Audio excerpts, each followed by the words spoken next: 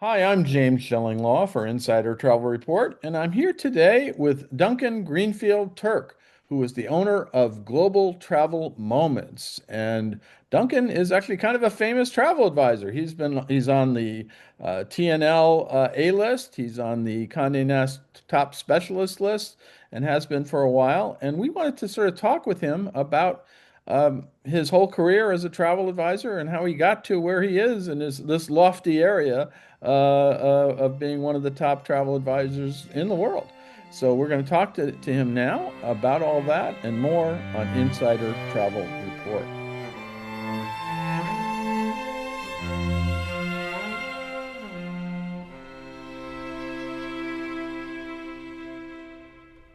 Duncan, great to see you. How are you doing? I'm well. Thanks so much for having me. How are you? I'm doing well, and you are based in England, right? I am indeed based in the UK, about an hour outside of London. Great little part of the world. Really old school market village. Really lovely vibes because it's got quirky little shops, great little restaurants, a lot of coffee shops, and lots of spots to just hide and work. There you go. That's excellent. But you are booking people all over the world. And let's talk about a little bit how you got into travel first off and why you decided to become a travel advisor. Sure. So my career spans 3 decades now, which is quite terrifying when I think about that, but also very exciting because there's still so much. Mine too. It's terrifying when you think about it. But there's so much still ahead, which is also just as exciting. I got into tourism first, so I started out flipping burgers for a fast food chain back in South Africa, where I'm originally from, and that kind of cemented a love for the service industries. And from there, I went into restaurants. I went into food and beverage, conference and banqueting, and then moved into sales, marketing, PR, and the commercial side of the industry within the luxury hotel space. And about 8 years ago, I took the leap to set up a small consultancy, which I found morphed into a travel agency. And from there, we've just kind of gone, full hell for leather, as they say, to just develop this niche luxury travel design studio. Wow. And so what is how many years has it been since you started the business? 8 years now. 8 years. That's right. And I said, wow, that's what a quick rise to fame and fortune in travel. It actually shows what you can do as a travel advisor, right? Absolutely. I think, the world is really an open place for people who are looking to get into travel, who have a passion for curating experiences. I do still think our industry, could benefit quite enormously from accreditation and certification. I think it really helps to cement professionalism within our industry, not just for ourselves, but also for clients. I think they look at, those um, advisors that have gone through studying and really educating themselves and really gone to the lengths of accreditation to show their professionalism. I think that lends a level of credence for us. So that's something that's always top of mind for me as well. No, that's great. And in a very quick time. And I know you are I think a virtuoso certified travel advisor, correct? I am, and that was a great program to do with Virtuoso. It really clarified my thought on what I wanted from my business. So much so that it restructured the way we onboard clients. It led me to looking at our processes and how we do things on the back end. No, that's great. And a secret of mine is that I have actually attended a few of the VCTA sessions and once during a Vegas when they had all the advisors in for Vegas for them. So it is a very effective program. Now, when did you decide to affiliate first with Pro Travel International, which is a famous virtuoso agency and now part of Global Travel Collection? Yeah, so we've been with Pro Travel pretty much since the start of our journey as a business. So I launched the company in 2018 and we affiliated with them in 2019, ironically, just before COVID. But I have no regret. Always a good time, right? Absolutely, absolutely. No regrets about it. And of course, Global Travel Collection, who Pro Travel is part of, and who ultimately will be, I think, the brand moving forward, it's one and the same. So from my perspective, we always wanted to be part of an organization that could help us grow on a global level, but that would also be able to provide the resources and support for a smaller agency like ours to successfully deliver for our clients time and time again. I think a host is a partnership, and we're a micro host, so we're taking on board, new to industry independent advisors. Think burnt out bankers, lawyers who want to ditch legalese for curating experiences because that's their passion. Mhm. That we're helping them to develop their niche, Mhm. and I think Global Travel Collection really allows us the ability at Global Travel Moments to do this. They provide a lot of our back end support, our supplier relations, but they're also there when things go wrong and when things are Which good. is So I think, important. Yeah. yeah, I think that's important. And Virtuoso has been a phenomenal consortia partner of ours. I've always loved working with them. We've got great properties through the program and great relationships around the world. Yeah, that's great. And you and I were both up recently. We didn't know it. We didn't see each other at Internova Plus, which was a meeting of all the luxury advisors within the Internova system, including Global Travel Collection. I'm sorry we didn't meet up there, but hey, we got here now just a few couple weeks later. Exactly. Yeah. Now, let's get to them another. What kind of travel and what destinations did you start selling first, and how did you sort of grow that business into other areas? So, Global Travel Moments background is inclusive luxury travel. We support the LGBT plus community and allies to experience and discover the world with a real focus on safety, inclusivity, and really being able to explore from a position of security for them. So that's always been at the core of what we've done.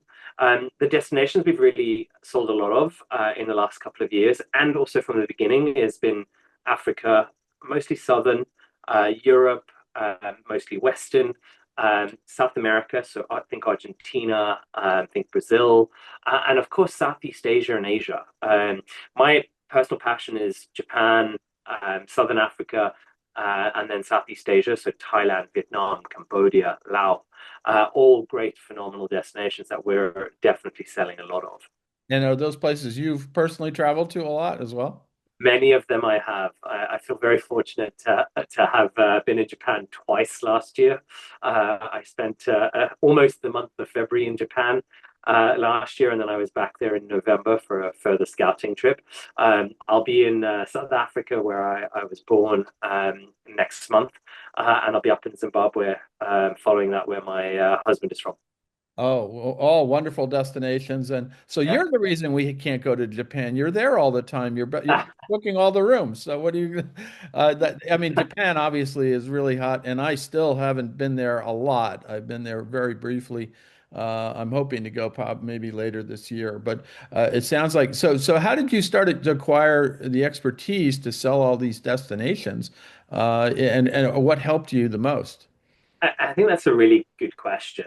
Coming from a sales background, I leveraged my past experience dealing with customers to really understand what their needs were.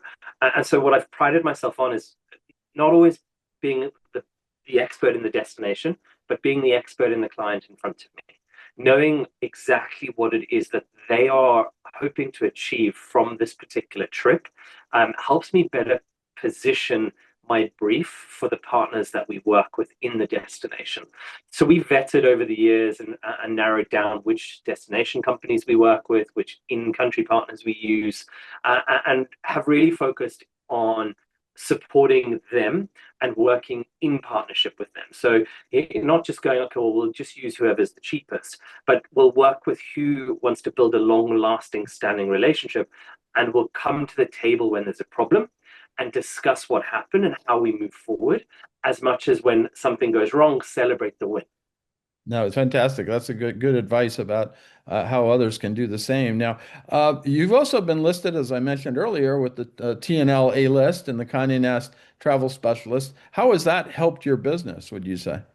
I think both are fantastic achievements. I was very, very surprised when I made both of them in the same year last year. They're wonderful magazines. They're wonderful advocates, of course, for the luxury travel space. They provide a lot of information and resource to our customers and our clients. And I think for me, it's just such a privilege to be alongside so many phenomenal advisors within our space. They certainly help clients identify what we do and have put some incredible opportunities in front of us. No, that's fantastic. I know it does help. Some people say they don't want to be on the list because they get overwhelmed. Everybody wants to contact you to find out because you're the best of the best. So it's a double-edged sword, I think sometimes, right? It can certainly be a double-edged sword. I think you've got to understand your niche, you've got to understand who your audience is, and I think if you're able to communicate that, clients will find you no matter where you are. Now, what's the key to selling luxury travel today? And also, how do you find your clients, or do they find you? Um, so I'll answer the first question first. Okay. So for me, the key to selling luxury travel today is personalization, it's collaboration, it's connection and communication. I think those four elements are critical. You really need to understand your client, but you also need to be able to communicate with the client what is and is not possible. So Right. it's about managing expectation. It's not about over promising and under delivering. It's always about surprise, delight, but never deny when something is not possible. So don't say, yes, I can do that, and then go back, I can't do that because it's just not possible. Rather be open and honest from the get go. And I think selling luxury travel is also about letting your clients immerse in a destination, letting them stop and explore and enjoy where they are. It's not about doing 100 different things in the space of a week. It's Right. allowing time to decompress. It's taking advantage of a particular flight, but explaining why it's that flight you want to put them on because it gives them X, Y, and Z. So it's not just about selling the features of this particular trip, it's the benefit to them based on what they're hoping to achieve. Okay. So that's kind of critical. And how do we find our clients? It's a combination. We are very fortunate to pick up a lot of referrals from existing clients. We work a couple of partnerships, which also provide us with some clients. And then we're very focused on marketing and PR. So we do a lot of PR aspects with partners around the world, whether it's a PR activation, whether it's putting a story in front of a journalist who is writing about a specific destination and needs some unique insight. Right. And then it could also just be paid Google ads, paid Facebook ads. You know, we're targeted on what we're looking for. We really understand our niche, so we really hone in on what those look like for our clients, and then we generate and drive leads that way as well. Fantastic. Now, you said earlier you have other travel advisors affiliated with you. How many do you have as I would say as a hosted host, if you will? We have three, each one focused on a very unique element. We have Grace, who is very much focused on small group dive and from an eco perspective. We have Linda, who's a bit more of the adventurer. She's out there constantly exploring, a bit of a digital nomad and really helping other digital nomads to get the best out of their time abroad. And then our newest advisor is a celebration specialist. So uh, she's just joined us, Taylor. She's run a successful wedding business No. for a number of years and is now turning to honeymoon and celebration travel. Oh, that's Um, and so, you know, we've kind of like got this unique element of everyone's doing unique things, and my goal is to help each of them succeed in their niche. no, that's fantastic. So you add on different specialties and different destinations to increase the size of your overall travel agency. Now, what's the future hold for your business? What else do you want to accomplish with it? So ultimately, I'd like to probably find about two more independent contractors this year. We've got space to grow a little bit more. And then the goal really is to take the independence that we've got and get them to a minimum threshold. So I want to help them build a business in their niche Right. that is hugely successful for them. And then we would look to take on the next tranche of advisors. So it's really about turning my business, Global Travel Moments, not just into a leading luxury travel design studio, but also a place where a new to industry can come and build a business successfully, learning from the mistakes that I've made along the way. Fantastic. Now, from flipping burgers to being a travel advisor, did you make the right choice 8 years ago? Absolutely. Absolutely. I have no regrets. I love every minute. There are days where I pull what little hair I have left out, and then there are days where I'm just jumping for joy. There is nothing more fulfilling than a client coming back from a trip going, that was one of the best experiences I've ever had. Well, hopefully you don't have a lot of days like that because you still have a beard to go if you. But no, I'm sure there are days. I've heard that story. But in the end, most of the advisors I know who have found this career found it to be incredibly fulfilling and lucrative. Oh, exactly. Exactly. Now, would you mind if other travel advisors want to reach out to you directly, and how could they do that? Absolutely. They're more than welcome to reach out to me. I'm on LinkedIn.